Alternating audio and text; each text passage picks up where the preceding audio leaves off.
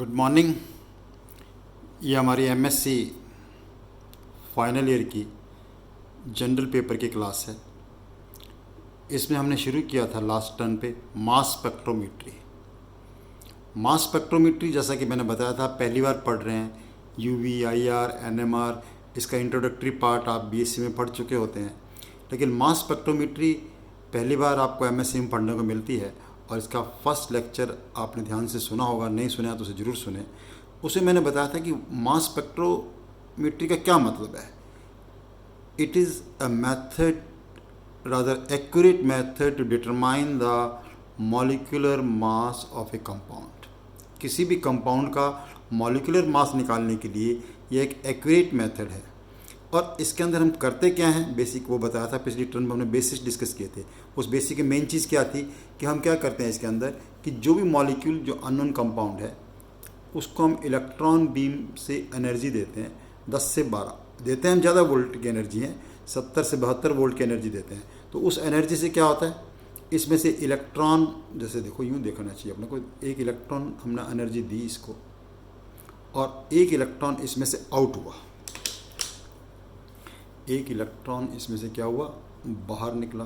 तो टोटल जब इलेक्ट्रॉन हम लिखते हैं, इसका रिजल्ट लिखते हैं तो कैसे लिख देते हैं, m++2 इलेक्ट्रॉन। 2 इलेक्ट्रॉन कौन से, एक तो ये इलेक्ट्रॉन आ गया, एक इलेक्ट्रॉन तो, या इसमें कई बार कन्फ्यूजन हो जाता है, इसलिए बताओ, ध्यान से देखो इसको, ये मैं कलर से दिखा रहा हूँ। ब्लू वाला इलेक्ट्रॉन कौन सा जो हमने दिया था वो बाहर आया, प्लस एक इलेक्ट्रॉन इससे आया, तो ओवरऑल 2 इलेक्ट्रॉन बाहर आते, कैटायन बन जाता है।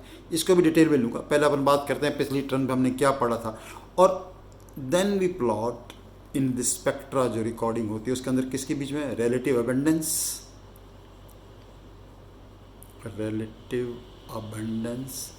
And mass upon charge, mass upon charge ratio के बीच में एक ग्राफ आता है जिसे हम क्या बोलते हैं, मास स्पेक्ट्रा। नॉर्मली जो कैटायंस होते हैं उन पे चार्ज 1 होता है, इसलिए जो ये मास अपॉन चार्ज है ये हमें किसके बारे में बताता है, mass of the parent ion, fragmented ion. तो पिछली बार बताया था मैंने कि पेरेंट आयन क्या है, बेस पीक कौन सी होती है, ये सारी एग्जांपल हमने डिस्कस की थी by taking the example of neopentane. किसकी एग्जांपल ली थी हमने, नियोपेंटेन की एग्जांपल ली थी। डन। अब एक बार थोड़ा मैं फ्रेगमेंटेशन का प्रोसेस वापस बताता हूँ आपको इसमें आज, और उसको ध्यान से सुनना थोड़ा उसके मतलब मेटल एक्चुअली क्या होता है, रेडिकल आयन होता है। कौन सा आयन होता है, ये रेडिकल आयन, जिसके बारे में हम बात कर रहे होते हैं वो आयन कौन सा होता है, रेडिकल आयन। और रेडिकल आयन कैसे बनता है इसको आप ध्यान से देखना, अच्छी तरह देखिए। बेसिक प्रिंसिपल, आप ये मान लो कि हम बेसिक प्रिंसिपल कर रहे हैं, कोई लिखवाने वाले आज कोई चीज़ नहीं बताऊंगा आपको मैं। पिछली बार थोड़ा बेसिक टर्म्स मैंने लिखाए थे इसके बारे में आपको लेक्चर को। जैसे मेटल है, इसके अंदर पेड इलेक्ट्रॉन होंगे हमारे पास, इसको हमने एनर्जी दी इलेक्ट्रॉन की। इलेक्ट्रॉन से जब एनर्जी दी तो क्या बनेगा इससे, वी विल गेट, एक इलेक्ट्रॉन इसका बाहर हो जाएगा, this electron will be removed. ये इलेक्ट्रॉन रिमूव हो गया, एक इलेक्ट्रॉन रिमूव हो गया, तो यहाँ पर कितने इलेक्ट्रॉन आ गए, 2 इलेक्ट्रॉन हो गए इसके पास। एक इलेक्ट्रॉन रिमूव हुआ, एक इलेक्ट्रॉन रह गया और ये एक आ गया पॉजिटिव चार्ज आ गया। नॉर्मली ऐसे दिखाते नहीं, नॉर्मली जैसे आप बुक पढ़ रहे होंगे, वाई.आर. शर्मा की बुक पढ़ रहे होंगे, तो उसके अंदर क्या केवल M+ दिखाएगा। M+ एक्चुअली क्या चीज़ है, it is a radical cation. एक अनपेड इलेक्ट्रॉन होने के कारण क्या बनता है, radical cation is formed in this. क्या बनेगा इसके अंदर, रेडिकल कैटायन बनेगा। इसीलिए मैंने ऐसे बताया था कि एक इलेक्ट्रॉन हम दे रहे हैं, देखो ये ब्लू कलर से, एक इलेक्ट्रॉन वो निकल रहा है, एक इलेक्ट्रॉन मेटल से निकला, तो ओवरऑल रिमूवल 2 दिखाया था, M+ बनता है। M+ वास्तव में क्या होता है आप ऐसे समझ सकते हो, ऊपर डॉट लगाया तो आप समझ जाओ बिल्कुल ठीक है। एक अनपेड इलेक्ट्रॉन, एक नॉर्मली पेड इलेक्ट्रॉन था इसके अंदर, पेड में से एक इलेक्ट्रॉन निकल गया तो पॉजिटिवली चार्ज हो गया, इसलिए क्या बोलते हैं इसको, रेडिकल कैटायन। और ये रेडिकल कैटायन जो बन गया, this is the parent ion. कौन सा आयन बन जाएगा, ये पेरेंट आयन। अब क्योंकि मेन चीज़ सुनो ध्यान से, हमें इस प्रोसेस के लिए जो एनर्जी चाहिए वो कितनी चाहिए, 10 से 12 इलेक्ट्रॉन वोल्ट। तो process energy required for this is 10 to 12 electron volt. जब इसका मैं आपको इंस्ट्रूमेंटेशन बताऊंगा तो देखना, हम ओवरऑल एनर्जी कितनी दे रहे होते हैं, 72 इलेक्ट्रॉन वोल्ट एनर्जी। वास्तव में हम इसको कितनी दे रहे होते हैं, 72 इलेक्ट्रॉन वोल्ट की एनर्जी देते हैं। जब इतनी एनर्जी देते हैं तो एनर्जी काम में आई, पहले फ्रेगमेंटेशन, पहले प्रोसेस में इतनी काम आई आयन बदलने में, रेडिकल कैटायन बनने में। जो रिमेनिंग एनर्जी है वो कौन सा प्रोसेस करती है, ये जो कैटायन बन गया था, रेडिकल कैटायन था, इसका फ्रेगमेंटेशन कर देगी। कौन सा प्रोसेस हो जाएगा इसका? Fragmentation of this cation. और फ्रेगमेंटेशन कैसे होता है? जैसे मान लो M प्लस, जनरल में दिखाया, कोई एग्जांपल लेनी है हमने, जनरल लिखा, तो इससे क्या बन सकता है? दूसरा कैटायन बन सकता है, क्योंकि कैटायन रेडिकल है, तो कैटायन रेडिकल को नॉर्मली ऐसे लिख देते हैं M1, लेकिन M1 बना है तो साथ में क्या बनेगा इसके साथ? M2 रेडिकल बनेगा। ऐसे ही मान लो M2 कैटायन बनना है तो साथ में क्या बनेगा? M1 फ्री रेडिकल बन जाएगा। ये चीज़ थी। पहली टर्न पे मैंने नॉर्मल आपको डायरेक्ट बताया था कैटायन। अब थोड़ा उससे आगे बढ़ रहे हैं अपन, बेसिक एक बार समझ में आ गया कि व्हाट इज स्पेक्ट्रोमीटरमेट्री। ये लेक्चर सुनने से पहले पहले वाला जरूर आप सुने, तो आपको थोड़ा ये ज़्यादा और ज़्यादा क्लियर होगा। बन गया चीज़। तो ये जितने भी आयंस बनते हैं कैटायंस, पर्टिकुलरली M+1, M2+, ये सारे के सारे कैटायन जो हैं ये डिटेक्ट हो जाते हैं, detected by mass spectrometer. Mass spectrometer cations को क्या कर लेता है? डिटेक्ट कर लेता है। एक्चुअली क्या होता है देखो इस प्रोसेस में, थोड़ा इंस्ट्रूमेंटेशन तो मैं नेक्स्ट लेक्चर में लूँगा, बहुत अच्छी तरह आएगा आपको, मैं बिल्कुल डायग्राम बना के आपको इंस्ट्रूमेंटेशन बताऊंगा भी कैसे डिटेल में होता है। लेकिन बेसिक समझो थोड़ा सा कि क्या होता है इंस्ट्रूमेंटेशन में। हम जब देते हैं एनर्जी कि जो जितने भी पॉजिटिवली चार्ज आयंस होते हैं, all the positively charge fragments जो होते हैं, they are passed between two negatively charge plates. Negatively charge plates which जो क्या करती हैं, फ्रेगमेंट्स को, जो पॉजिटिवली चार्ज फ्रेगमेंट्स हैं उनको एनालाइजर में भेज देती हैं। किसे भेज देती है? एनालाइजर में। जितने भी न्यूट्रल फ्रेगमेंट्स हैं, न्यूट्रल इस एग्जांपल में मैंने लिखा है न्यूट्रल हो, रेडिकल्स आ गए हैं, नेगेटिवली चार्ज चीज़ें हैं, उन सब को हम क्या करते हैं? एक वैक्यूम से माध्यम से पंप आउट कर देते हैं, स्पेक्ट्रोमीटर से बाहर निकाल देते हैं। तो केवल पॉजिटिवली चार्ज जो चीज़ें हैं उनको हम एनालाइज करते हैं और उनको मास स्पेक्ट्रोमीटर डिटेक्ट करके according to mass upon charge क्या आता है, उनकी रिलेटिव अबंडेंस कितनी है, उसके अकॉर्डिंग ये चीज़ आती है। जो एनालाइजर ट्यूब होती है, तो इसके बारे में डिटेल में तो बाद में बताऊंगा आपको, उसके अंदर क्या करते हैं कि वास्तव में दो बड़े बड़े मैग्नेट्स लगाते हैं, और मैग्नेटिक फील्ड क्या करती है, उनको एक पर्टिकुलर सर्कुलर पाथ में घुमाती है। और कितनी मैग्नेटिक फील्ड लगाई है, मैग्नेटिक फील्ड को नॉर्मली अपन H से रिप्रेजेंट करेंगे, इसका मैथमेटिकल डेरिवेशन दूंगा, कितनी मैग्नेटिक फील्ड लगाई है उसके अकॉर्डिंग उनका रेडियस ऑफ पाथ जो है वो सब तय होता है। वो इंस्ट्रूमेंटेशन में आपको क्लियर। अभी आप केवल ये समझो कि फ्रेगमेंटेशन हो जाता है। फ्रेगमेंटेशन क्यों हुआ? कि एनर्जी जो दी थी वो ज़्यादा थी, पेरेंट कैटायन बनने के लिए केवल 10 से 12 इलेक्ट्रॉन। अब ये एक एग्जाम्पल नहीं, पिछली बार मैंने नियोपेंटेन का आपको बना के बताया था, आज मैं एग्जांपल लेता हूँ से नॉर्मल पेंटेन की, कि वो इसलिए कि फ्रेगमेंटेशन कैसे हो सकता है, केवल वो ही नहीं और बहुत सारे फ्रेगमेंट इसमें बन सकते हैं। अब मान लो हमने नॉर्मल पेंटेन का एग्जांपल लिया जी, तो जैसे CH3 CH2 CH2 CH2 normal pentane. अब नॉर्मल पेंटेन को हमने एनर्जी दी है यहाँ पर 72 इलेक्ट्रॉन वोल्ट की एनर्जी दी। तो पहले तो क्या बन जाएगा इससे, ये मान लो ये है कितना, C5H12 था, इसको पूरा बार बार नहीं लिखना पड़ेगा, मैंने क्या लिख दिया, C5H12। तो पहले तो क्या बन गया ये C5H12 cation radical. Normal books में आपको केवल कैटायन लिखा मिलेगा, ये रेडिकल नहीं बताते। इसकी अंडरस्टैंडिंग होना बहुत जरूरी है। आपको कैटायन नहीं बनता, कैटायन रेडिकल बनता है। और ये जो कैटायन रेडिकल बना, ये कौन सा आयन बन गया? Molecular ion, parent ion, parent ion. और हम क्या बोल सकते हैं इसको? Molecular ion. अब ये जो पेरेंट आयन, क्योंकि यहाँ से यहाँ एनर्जी जो रिक्वायर्ड थी वो केवल कितनी थी, 10 to 12 इलेक्ट्रॉन वोल्ट, 10 to 12। अब जो रिमेनिंग एनर्जी बच गई, रिमेनिंग एनर्जी वो क्या करती है, इसका फर्दर फ्रेगमेंटेशन करती है। अब कौन कौन से फ्रेगमेंट्स देखो मैं बता रहा हूँ आपको, और उनके साथ कैसे ये जो बताया था M1 + M2 बताया था, इसका क्या मीनिंग था वो देखो। जैसे अब मान लो हमें बन गया इसका C5H12 नॉर्मल, सारे बहुत सारे और इसके जो मैं लिख रहा हूँ इसके अलावा भी बहुत सारे और फ्रेगमेंट्स मिलेंगे, जैसे जैसे अपन आगे बढ़ेंगे आपको पता चल जाएगा। मान लो अपनों को मिला CH3+, ये कैटायन रेडिकल था, देखो कैटायन रेडिकल था। अगर CH3+ बना है तो साथ में इसके क्या मिल जाएगा आपको,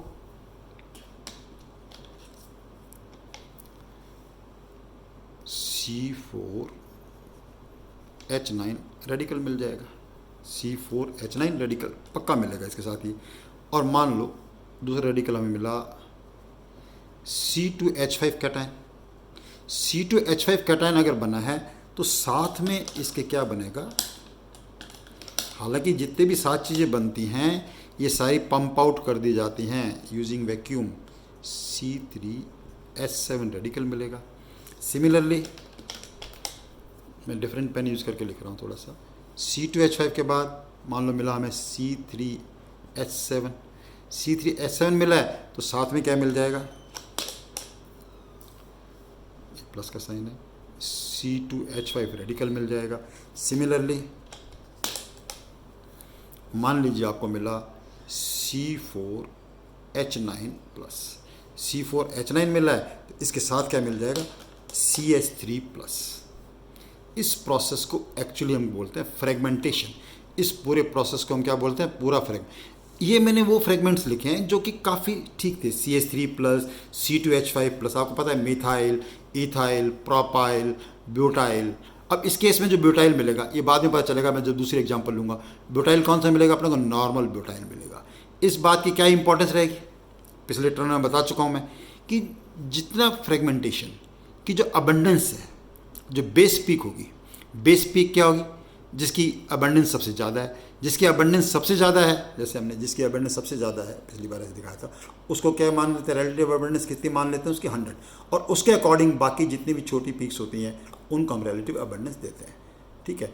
अब जो मॉलिक्यूलर आयन है, मॉलिक्यूलर आयन जो इधर मास अपॉन ई जब ले रहे होंगे तो जो highest level of mass upon e आएगा उसकी पीक की रिलेटिव अबंडेंस बहुत कम हो सकती है, बहुत ज़्यादा। नॉर्मली उसकी पीक की अबंडेंस कम होती है क्योंकि वो अनस्टेबल होता है। कभी कभी क्या हो सकता है, बहुत कम केसेस में ऐसा हो सकता है कि उसकी अबंडेंस क्या हो, ज़्यादा हो। तो ये हमें किसके बारे में बताते हैं कि एक बार इस पीक को रिकोगनाइज कर लिया, इस पीक को रिकोगनाइज करने का मतलब हाईएस्ट एम ई, यानी एक्स एक्सिस पे जो हाईएस्ट वैल्यू आई हुई है एम अपॉन ई की, जो हाईएस्ट वैल्यू है वो किसको रिप्रेजेंट करेगी, that will represent the molecular mass of the parent ion. वो किसको रिप्रेजेंट करेगा, molecular mass of the parent ion. और उससे हम मॉलिक्यूलर फार्मूला, और क्योंकि मॉलिक्यूलर फार्मूला निकल गया, लेकिन स्ट्रक्चर के लिए हमें क्या चाहिएगा, जितने फ्रेगमेंट्स बने, कौन कौन से फ्रेगमेंट्स बने, उनकी स्टडी, जब हम अलग अलग एग्जाम्पल्स लेंगे तो हमें क्लियर होगा। आई होप इतना बताने से आपको फ्रेगमेंटेशन का जो प्रोसेस है वो आपको अच्छी तरह क्लियर हुआ, फ्रेगमेंटेशन का प्रोसेस क्या होता है। अब इस फ्रेगमेंटेशन के प्रोसेस में देखो, ये जब आ गया तो हमें अच्छा फ्रेगमेंट्स ये नहीं कि जैसे मैंने इसके अंदर ये 3 लिखे, ये नहीं, इसके अलावा बहुत और बन सकते हैं ना, इससे और बन जाएगा, कोई अनसैचुरेटेड बन सकते हैं, कुछ और टाइप के रेडिकल बन सकते हैं, और टाइप के कैटायन बन सकते हैं। Further fragmentation takes place. अब आपको रिलेटिव अबंडेंस का देखना है। रिलेटिव अबंडेंस से पिछली बार ही मैंने एक चीज़ बताई थी आपको, if you remember I told you one thing, एक चीज़ आपको मेन चीज़ बताई गई थी, वो क्या थी कि रिलेटिव अबंडेंस डिपेंड करती है कि उसकी स्टेबिलिटी कितनी है, जो कैटायन बना है उसकी स्टेबिलिटी कितनी है। मान लो ये इसकी रिलेटिव अबंडेंस बहुत ज़्यादा आई है, तो बहुत ज़्यादा आने का मतलब क्या हुआ, इसका फ्रेगमेंटेशन नहीं हो रहा, फ्रेगमेंटेशन नहीं हो रहा, इसकी स्टेबिलिटी ज़्यादा है, इसीलिए इसकी रिलेटिव अबंडेंस ज़्यादा है। It is point clear. इसको बहुत ध्यान में रखना है। और जिसकी रिलेटिव अबंडेंस ज़्यादा होती है उसको हम कौन सी पीक बोलते हैं, बेस पीक बोलते हैं। कौन सी पीक बोलते हैं, बेस पीक इसको कहा जाता है। डन। अब मैं आपको एग्जाम्पल लेके क्लियर करूँगा बेस पीक, है ना, और उस एग्जाम्पल में कितनी कितनी वैल्यूज आती हैं उससे आपको देखेंगे कि हमें कैसे हम उसको एनालाइज कर सकते हैं। जैसे मैंने नॉर्मल पेंटेन लिया, क्या लिया, नॉर्मल पेंटेन। ओके, मैं नॉर्मल पेंटेन का एक्चुअल स्पेक्ट्रा आपको दिखाता हूँ और उस एक्चुअल स्पेक्ट्रा को हम एनालिसिस करने की कोशिश करेंगे कि हमें कैसे पता चला कि कौन सी पीक कैसे है कैसे नहीं। ओके, तो ध्यान से देखिए, नॉर्मल पेंटेन का spectra. Okay, I have a spectra of normal pentane for you. Normal pentane का एग्जैक्ट स्पेक्ट्रा जो है एक्चुअल, पिछली बार तो मैंने नॉर्मल जो नियो पेंटेन का बनाया था, जस्ट मैंने पेन से बना के बताया था आपको। आज मैं आपके लिए क्या लाया, normal pentane. This is the mass spectra of normal pentane. तो नॉर्मल पेंटेन में जितनी पीक्स आई हैं, देखो ध्यान से देखो, आप बिल्कुल ध्यान से देखिए इसके अंदर कि कितनी पीक्स इसके अंदर आई हैं। इसको ऐसे कर लेते हैं, देखो नॉर्मल पेंटेन। तो नॉर्मल पेंटेन में जितनी पीक आई हैं उन सब की रिलेटिव अबंडेंस भी साथ में लिखी हुई है, उन सब की रिलेटिव अबंडेंस साथ में लिखी हुई है। अब देखो, जैसे ये पीक है, ये हाईएस्ट है, और इस हाईएस्ट की एम अपॉन ई वैल्यू कितनी दे रखी है, 43, कितनी दी है, 43। डन। तो 43, और 43 के सामने देखो 100 वैल्यू दे रखी है हमने, कितनी दे रखी है 100%। इसको हमने 100 मानते हुए बाकी सबको क्या दे दिया, इसकी रिलेटिव अबंडेंस दे दी। तो जैसे ये पीक आई हमारे पास, जैसे ही स्पेक्ट्रा आया तो हमें ये पता चला कि मॉलिक्यूलर वेट कितना है इसका, 72 है। मॉलिक्यूलर वेट कितना है इसका, 72 है जी। Molecular weight of this is 72, क्योंकि 72 ये पेरेंट आयन था। ये कौन सी थी, पेरेंट आयन पीक, जिसको हमने लिखा मॉलिक्यूलर आयन पीक। ये जो पीक लिखी हुई है यहाँ पर, ये देखिए, ये जो पीक है इसको हमने कौन सी कहा, molecular ion peak. Done. Highest abundance वाली पीक कौन सी थी ये। अब अलग अलग पीक के लिए अब मान लो हमें निकालना है भी किसमें कितना डिफरेंस है, उसको निकालने के लिए हम क्या करते हैं, इसके लिए मेन मेथड हम जो करते हैं यूज़, उसको समझने की कोशिश करें आप। मेन मेथड जो यूज़ करते हैं उसके अंदर हम क्या करते हैं कि मॉलिक्यूलर आयन, जैसे मान लो कि m/e वैल्यू, इसको समझने की कोशिश करिए कि m/e वैल्यू कितनी है, 43। मान लीजिए m/e वैल्यू कितनी है, 43, मास स्पेक्ट्रम पेंटेन। ठीक है। अब ये जो पेरेंट आयन है, पेरेंट आयन कौन सा था हमारे पास, ठीक है, उसके m-29 कम है। m-29 करेंगे तो 43 आएगा। m-29 करेंगे तो क्या आएगा, 43। m क्या था हमारे पास, मॉलिक्यूलर आयन की पीक, जिसका वेट क्या 72। तो m-29 करने पर कितना आया, 43 आया। तो 29 का मतलब क्या हो गया, 29। Okay, 29 will correspond to C2H5। 29 किसको कॉरस्पॉन्ड करेगा, C2H5। चलो ऐसे ले लेता हूँ, मुझे ऐसे आता है। 29 विल कॉरस्पॉन्ड टू C2H5। 29 ने किसको कॉरस्पॉन्ड किया, C2H5। इसका मतलब क्या होगा, ethyl group has a molecular mass this, है ना, एंड हैंस इसमें से इथाइल ग्रुप माइनस कर देंगे तो ये पीक आ जाती है 43 की आ जाती है। सिमिलरली बाकी सब पीक्स के लिए हम ये कैलकुलेट कर सकते हैं कि कौन सी पीक कहाँ पर आएगी। अब स्टेबिलिटी की बात करें, दूसरी बात हम किसी करते हैं, स्टेबिलिटी की बात करते हैं। इसी पीक के साथ मैं एक और उसको, क्योंकि बड़ी कॉरस्पॉन्ड है, नॉर्मल पेंटेन इज दिस, और नेक्स्ट मैं स्पेक्ट्रा दिखा रहा हूँ आपको, 2-मिथाइल ब्यूटेन, आइसोब्यूटेन, 2-मिथाइल ब्यूटेन। अब 2-मिथाइल ब्यूटेन और इसमें मेजर डिफरेंस देखो, और आप मुझे बताओ कि इन दोनों में कोई डिफरेंस मेजर नज़र आ रहा है आपको। ये मैंने लिया स्पेक्ट्रा किसका, methyl butane. This is the spectra of methyl butane. ये स्पेक्ट्रा किस चीज़ का है, 2-मिथाइल ब्यूटेन का है जी। कुछ डिफरेंस आपको दिख रहा है इसके अंदर, देखो एक पीक देखो ध्यान से, पॉइंट को समझने के लिए, जो पॉइंट जिसके लिए मैंने लिया है स्पेक्ट्रा। दिस इज, पहली चीज़ तो है कि ये स्पेक्ट्रा किस चीज़ का है, this is the spectra of, ये वाला स्पेक्ट्रा जो है ये किसका है, आइसो पेंटेन का है। इस आइसो पेंटेन के स्पेक्ट्रा में see the peak corresponding to m/e value 57। m/e value 57 जो है, देखो ध्यान से देखो 57, और इसमें देखो 57, कुछ डिफरेंस नज़र आया आपको। वहाँ 57 की रिलेटिव अबंडेंस बहुत कम है, और यहाँ 57 की रिलेटिव अबंडेंस क्या है, बहुत ज़्यादा है। क्या फ़र्क आया, ये तो मेरे नॉन कंपाउंड है, इसको अननोन के रूप में हो गए, तब हमें तो आइडेंटिफाई करना होगा ना कंपाउंड कौन सा। अभी तो हम नॉन लेके एग्जाम्पल की बात डिस्कस कर रहे हैं। तो इसका कारण क्या था, 57। अब आप बताओ कि 57 किसको कॉरस्पॉन्ड कर रहा है, 57 कॉरस्पॉन्ड्स टू 57 का बार चुप करता है, C4H9। 57 का मतलब क्या हो गया, C4H9। C4H9 आपको पता है ब्यूटाइल, मैंने बताया था relative abundance depends upon the stability. Depends किसको करता है, स्टेबिलिटी की। अब देखो यहाँ पर भी ब्यूटाइल है, यहाँ पर भी ब्यूटाइल है, रिलेटिव अबंडेंस में दिन रात का अंतर है। कारण क्या हुआ कि जब नियोपेंटेन ले रहे हैं तो जो ब्यूटाइल बनेगा, that butyl will be secondary butyl. उसके अंदर ब्यूटाइल कौन सा बनेगा, ये देखो, ये सेकेंडरी ब्यूटाइल बनेगा, and secondary butyl is much more stable as compare to this normal butyl. Normal butyl की कंपैरिजन में क्या होगा, बहुत ज़्यादा स्टेबल होगा, और बहुत ज़्यादा स्टेबल होने के कारण इसकी पीक में डिफरेंस है। अब क्या है कि अब आपको सर ये तो पता था हमको, क्योंकि अभी हम नॉन एग्जाम्पल लेके समझने की कोशिश कर रहे हैं। यही स्पेक्ट्रा जो हमारे पास अननोन के रूप में होंगे तब निकालना मुश्किल। तो अननोन के रूप में हम पहले क्या करते हैं, पहले तो हम देख लेते हैं भी मेन ग्रुप कौन सा है जी। मेन ग्रुप कैसे लिख लेगा, हाईएस्ट जो राइट हैंड साइड में पीक आई है वो पीक कितनी ही छोटी हो, उससे हमें क्या आइडिया हो जाएगा, that will give not idea, exact molecular mass दे देगा। That peak can be smaller, that peak can be bit larger, बहुत ज़्यादा लार्जर कभी नहीं होती है, ठीक है। लार्ज पीक कौन सी आएगी, जैसे इसके अंदर 57 पे लार्ज पीक आ रही है, 43 पे दोनों पे आ रही है, 43 पे दोनों में पीक ज़्यादा है, तो 43 किसके कॉरस्पॉन्ड है, अभी अपन देखा था 43 का मतलब क्या हो गया, 12 3 36 प्रोपाइल, दोनों केसेस में जो प्रोपाइल आ रहा है वो क्या है, बहुत ज़्यादा। उसमें भी देखो उसके अंदर जो प्रोपाइल आ रहा है वो नॉर्मल प्रोपाइल आएगा, इसके अंदर आएगा अपने पास आइसोप्रोपाइल, तो दोनों के स्टेबिलिटी में फ़र्क आने के कारण उसकी जो रिलेटिव अबंडेंस है दोनों में क्या आ जाएगा, फ़र्क आ जाएगा। डन, ये बात हुई नॉर्मल पेंटेन और आइसोपेंटेन का हमने कंपैरिजन किया इसके अंदर।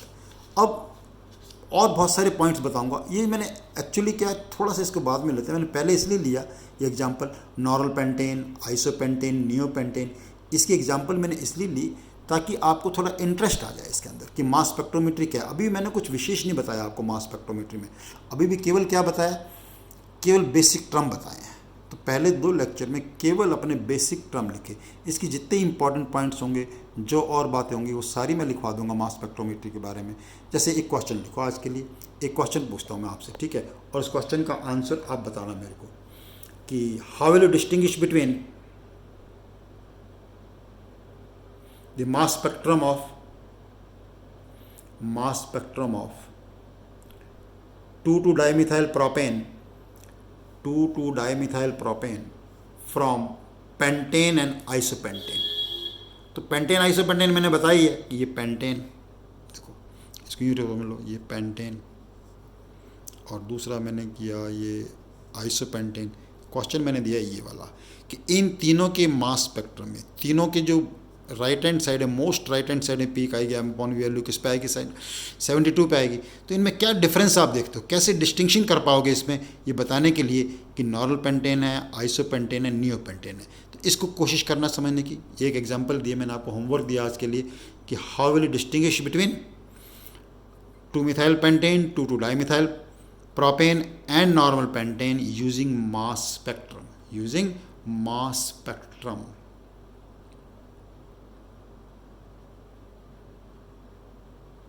एक और एग्जांपल लिख लो, write down one more example, और वो एग्जांपल क्या लिख रहे हैं, what value would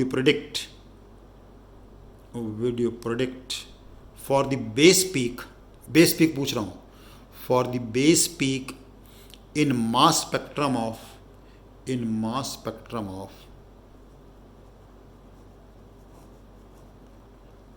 3-methyl pentane। Value बतानी है आपको केवल कि 3-methyl pentane, समझ गया आप बात, किसकी बात कर रहे हैं अपन, 3-methyl pentane। तो 3-methyl pentane में बेस पीक की क्या वैल्यू आएगी ये आपको बतानी है। डन, बेस पीक का मतलब आप जानते हो। तो फर्स्ट 2 लेक्चर में अभी भी हमने केवल क्या सीखा है, जनरल, अभी कोई स्पेसिफिक बात नहीं ली है मास स्पेक्ट्रोमेट्री की। नेक्स्ट लेक्चर में पहले इन 2 क्वेश्चन के आंसर पूछूंगा आपसे, इन 2 क्वेश्चन के आंसर के बाद फिर आपको मैं बताऊंगा व्हाट इज़ इंस्ट्रूमेंटेशन की। अब बहुत ज़्यादा इंस्ट्रूमेंटेशन की डिटेल तो बहुत ज़्यादा हो सकती है, लेकिन फिर ही बेसिक इंस्ट्रूमेंटेशन है पूरा आपको बताऊंगा अच्छी तरह, और आपको अच्छा लगेगा उसको पढ़ के कैसे होता है इंस्ट्रूमेंटेशन, तो और ज़्यादा क्लियर हो जाएगी चीज़ें। Okay, keep doing your work, thank you very much.